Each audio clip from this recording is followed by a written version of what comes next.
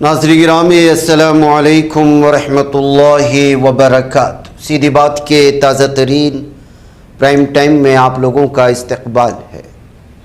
नाज़रीन गिरामी, मैं अंसार अज़ीज़ नदवी इस वक्त आप लोगों के सामने कुछ अहम तरीन ख़बरें लेकर के हाज़िर हुआ हूँ। तफसीलात में जाऊँ उससे पहले आप लोगों से जो दरख्वास्त होती है उस पर तवज्जो करने की अपील करूँगा। नाज़रीन गिरामी, क्या भारत में मुसलमान होना जुर्म है? अब मुझे उम्मीद है कि लोग मुझे मुल्क दुश्मन कहना बंद कर देंगे।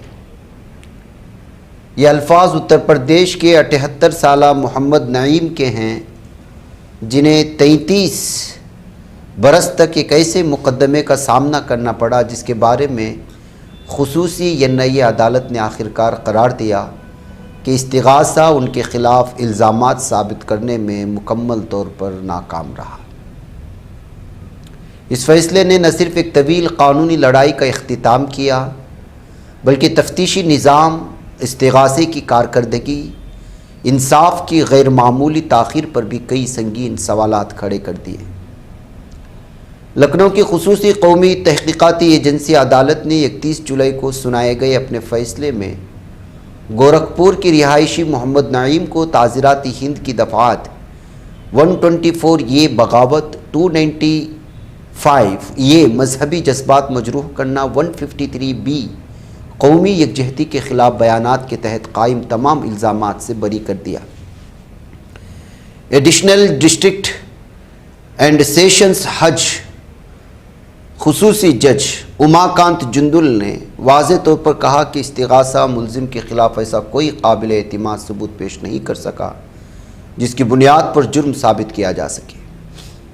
ये मुकदमा 26 जनवरी 1993 का है, 1993 का, कि एक मुबैना वाक़े से मुताल्लिक़ पुलिस के मुताबिक इस्माइलपुर में चंद अफराद ने सिया झंडा लहराते हुए पाकिस्तान जिंदाबाद और पब्लिक डे मुर्दाबाद जैसे नारे लगाए थे। एफआईआर में यह भी दावा किया गया था कि बाबरी मस्जिद की शहादत का हवाला देते हुए इश्तियाल अंगेज़ तकारीर की गई और फ़िरक़ावाराना नफ़रत फैलाने की कोशिश की गई। पुलिस का कहना था कि अहलकारों को देखते ही तमाम अफराद मौके से फ़रार हो गए।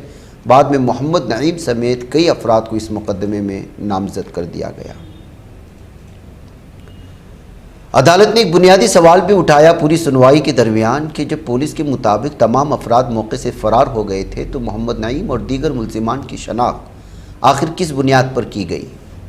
फ़ैसले में वाज़ेह किया गया कि मोहम्मद नईम को वाक़े से जोड़ने के लिए कोई आज़ाद, गैर जानिबदार या काबिल एतिमाद गवाह भी मौजूद नहीं है।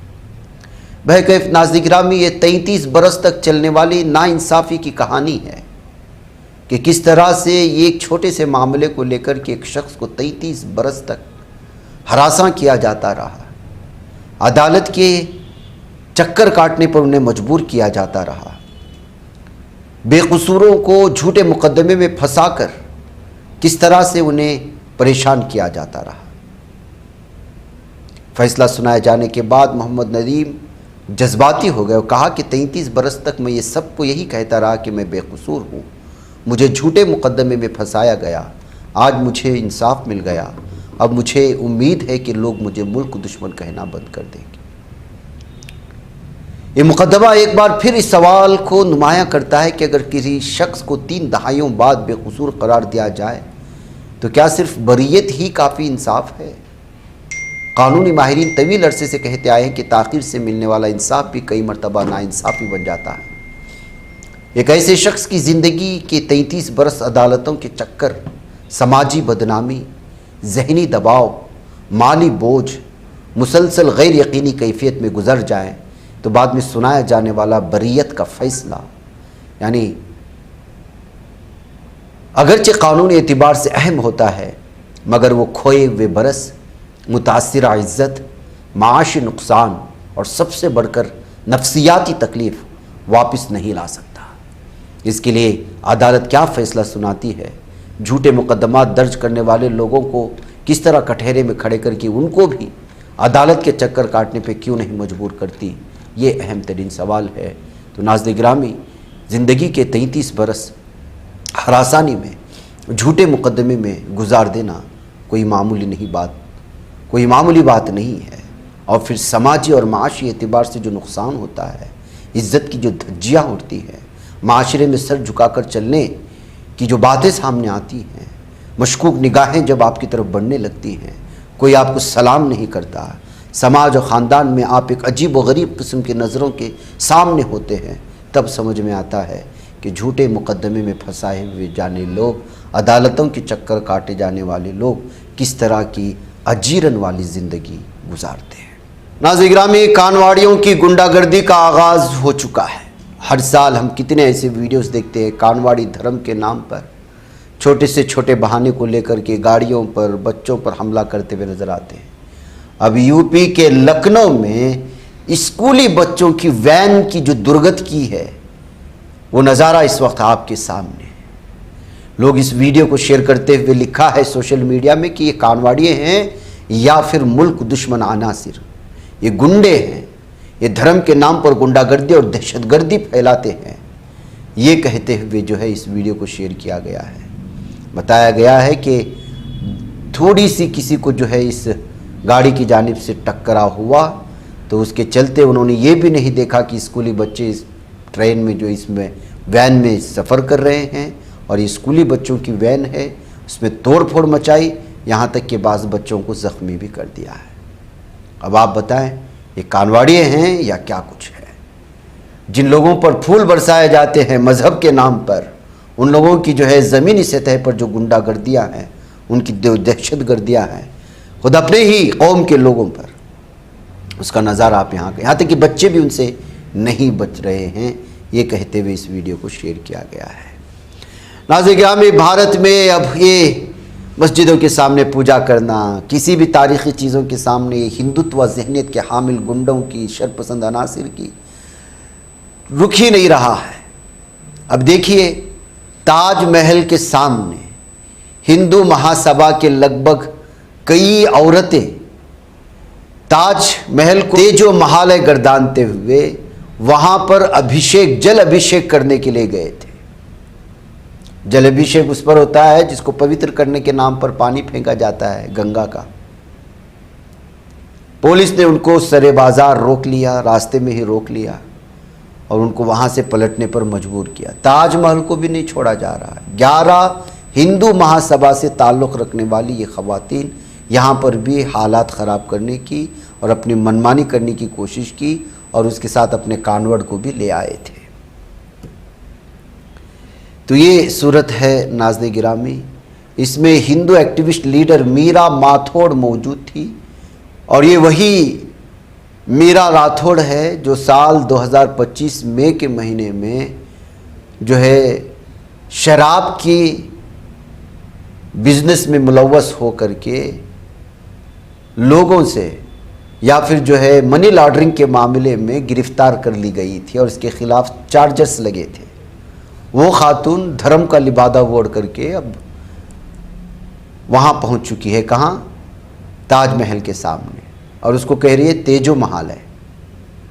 ये है, अपने गंदगी को छुपाने के लिए भगवा लिबादा ओढ़ कर हिंदुत्व ज़हनियत के साथ मुसलमानों के ख़िलाफ़ अगर कुछ भी आप भारत में बोलते हैं तो आप साफ शफाफ हो जाते हैं। या फिर ये कि इस वक्त इस तरह के दरिंदे सिर्फ़ और सिर्फ अपनी गंदगी फैलाने के लिए मुस्लिम मुखालिफ बयानात जारी करके अलग अलग तरह की जो है चीज़ें करने की कोशिश करते हैं। बहरकैफ नाज़रीन गिरामी, छात्रों की गूंज कांग्रेस के जो है तलबा तंजीम की जानिब से इस वक्त मुल्क भर में बड़े पैमाने पर जो है वो एहतिजाजात दर्ज किए जा रहे हैं और छात्रों पर होने वाली जो ज़्यादतियाँ हैं और जिस तरह से इस वक्त लगातार पेपर्स लीक हो रहे हैं। ये कल की वीडियो है जंतर मंतर के सामने, जहाँ पर जो है पार्लियामेंट के सामने जो है तलबा जमा हुए थे और दीगर लोग जो एहतिजाज कर रहे थे। इसके अलावा आज की भी जो है अहमदाबाद की भी वीडियोस आई हैं जहाँ पर जो है कांग्रेस की जानिब से मुख्तलिफ़ इलाक़ों में तलबा पर होने वाले जुल्म सितम के ख़िलाफ़ अमित शाह के इस्तीफ़ा के मुतालबे के साथ मुल्क भर में एहतिजाजात दर्ज किए जा रहे हैं और मुख्तलिफ़ ममालिक में इस वक्त ये सिलसिला जारी है, जिसकी कुछ वीडियोस इस वक्त मैं आपके सामने रख रहा हूँ। ये अहमदाबाद की, गुजरात की बताई जा रही है, जहाँ पर जो है बड़े पैमाने पर अमित शाह के इस्तीफे को लेकर के जो है छात्राओं ने और दीगर लोगों ने कांग्रेस की जानिब से एहतिजाज दर्ज किया है।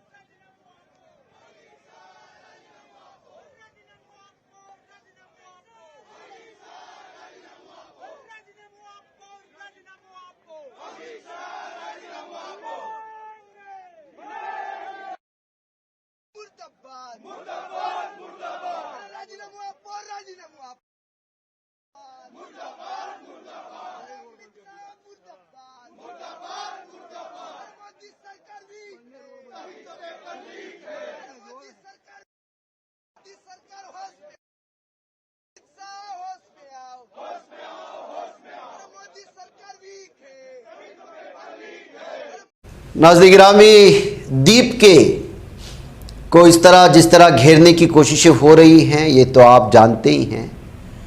कल एक एक्टिविस्ट कहलाने वाले ने मुतालबा किया है, बल्कि उसने आरटीई डाला है कि दीप के अमेरिका के मशहूर यूनिवर्सिटी में जाकर के जो पढ़ाई की है तो उसको उतना पैसा कहाँ से आया, इसके बाप की आमदनी कहाँ से आ रही है, इस पर तहकीकात की जाए, इस पर तफ्तीश की जाए।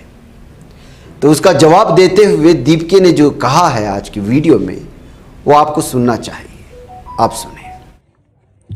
हेलो एवरीवन, मैंने अभी देखा कि किसी बीजेपी के कार्यकर्ता ने मेरे ऊपर आरटीआई फाइल की है और वो जानना चाहता है कि मैंने अपनी एजुकेशन कैसे कंप्लीट की। तो मैं उनसे पूछना चाहता हूँ, क्या आपके नेता अपनी डिग्री दिखाएंगे? मैं अपना स्कॉलरशिप लेटर और एजुकेशन लोन का लेटर दिखाने के लिए तैयार हूँ। क्या आपके नेता उनकी असली डिग्री दिखाएंगे? और मुझे समझ नहीं आता इन लोगों को एजुकेशन से इतनी क्या प्रॉब्लम है। अगर कोई आम घर का लड़का बॉस्टन यूनिवर्सिटी में जाकर पढ़कर आ गया तो इससे इन लोगों को तकलीफ क्यों हो रही है? आप लोग एजुकेशन के इतने खिलाफ क्यों हो? उधर नाज़रीन में बिहार में समस्तीपुर से सहरसा जा रही एक पैसेंजर ट्रेन पीर की सुबह भयानक आतिशज़दगी का शिकार हो गई, जिसकी वजह से अफरा तफरी का माहौल पैदा हुआ है। आग इतनी तेज़ी से फैली कि मुसाफिर दहशतज़दा रह गए। सभी अपनी जान बचाने के लिए ट्रेन से बाहर निकलने लगे। वाक़या समरी बख्तियारपुर रेलवे स्टेशन के प्लेटफार्म नंबर 2 पर सुबह तकरीबन 3:40 पर पेश आने की बात कही गई। राहत की बात यह रही कि वक्त रहते तमाम मुसाफिरों को बहिफाजत निकाल लिया गया है। नाज़रीन गिरामी, आज की एक और सबसे बड़ी खबर आ रही है। पप्पू यादव पर चप्पल फेंकी गई, चाकू लहराया गया और उनके कत्ल की साजिश रची गई है, इस तरह का इल्ज़ाम सामने आया है। जी हाँ नाज़रीन गिरामी, बिहार के पूर्णिया से आज़ाद रुकने पार्लियामेंट पप्पू यादव की नई दिल्ली में वाक़ सरकारी रिहाइशगाह पर इतवार को मुनक़िदा एक प्रेस कॉन्फ्रेंस उस वक्त हंगामा आराई की नज़र हो गई जब एक नौजवान ने उन पर चप्पल फेंक दी। वाक़े के बाद वहां मौजूद हामियों ने हमलावर को पकड़कर उसकी पिटाई कर दी, जिसके बाद दिल्ली पुलिस ने उसे अपनी तहवील में लिया। ऐनी शाहिदीन के मुताबिक पप्पू यादव पार्लियामेंट में अपने हालिया एहतिजाज और राम मंदिर चंदा मामले से मुतालिक तनाज़े पर मीडिया से गुफ्तगू कर रहे थे। इसी दौरान चंद अफराद ने उनसे सख्त सवालात किए, जिसके बाद बहस व तकरार शुरू हुई और कुछ ही देर में नारेबाजी होने लगी। हालात उस वक्त मज़ीद कशीदा हो गए जब दोनों ग्रुपों के दरमियान धक्का मुक्की शुरू हो गई और बाज़ अफराद ने कुर्सियां भी एक दूसरे पर फेंकी। इसी हंगामे के दौरान एक नौजवान ने पप्पू यादव की तरफ चप्पल उछाल दी। उनके हामी फ़ौरन हरकत में आए, नौजवान को काबू में कर लिया, उसकी पिटाई कर दी। इत्तला मिलने पर पुलिस मौके पर पहुंची, मुलजिम को अपनी तहवील में लेकर मामले की जाँच शुरू कर दी। वाक़े के बाद पप्पू यादव ने संगीन इल्ज़ामात आयद करते हुए कहा कि उनके घर में घुसकर उन पर हमला किया गया, उनके कत्ल की साजिश का हिस्सा था। उनका दावा था कि हमलावर के हाथ में चाकू भी था और उसने जान से मारने की धमकी दी है। नाज़रीन गिरामी, आपको मालूम होना चाहिए कि अभी हाल ही में पार्लियामेंट के सामने पप्पू यादव ने जो है एक चंदा चोरी का नुक्कड़ नाटक की तरह से भगवा लिबास ओढ़े, पुजारी का लिबास धारण करके जो है उस सारे जो चंदा चोरी हुआ है राम मंदिर में उसको पेश करने की कोशिश की थी, लेकिन हिंदुत्व लोगों ने इसको जो है हिंदू धर्म की तौहीन से जोड़ दिया, जिसके चलते इस वक्त पप्पू यादव के पीछे ये जो हमेशा से अंधभक्तों की एक टोली होती है उनके पीछे पड़ गई है। उधर नाज़रीन गिरामी, जिनसी ये भी सबसे अफसोसनाक खबर है, ख़वातीन पहलवानों की जानिब से लगाए गए मुबैना जिनसी हरासानी के इल्ज़ामात से मुताल्लिक़ मुक़दमे में दिल्ली की राउस एवेन्यू कोर्ट ने साबिक़ रेसलिंग फेडरेशन ऑफ इंडिया के सदर ब्रिजभूषण शरण सिंह और शरीक मुलजिम विनोद तोमर को तमाम इल्ज़ामात से बरी कर दिया है। यह फैसला अदालत के additional chief jurisdictional magistrate Ashwini Panwar ने सुनाया।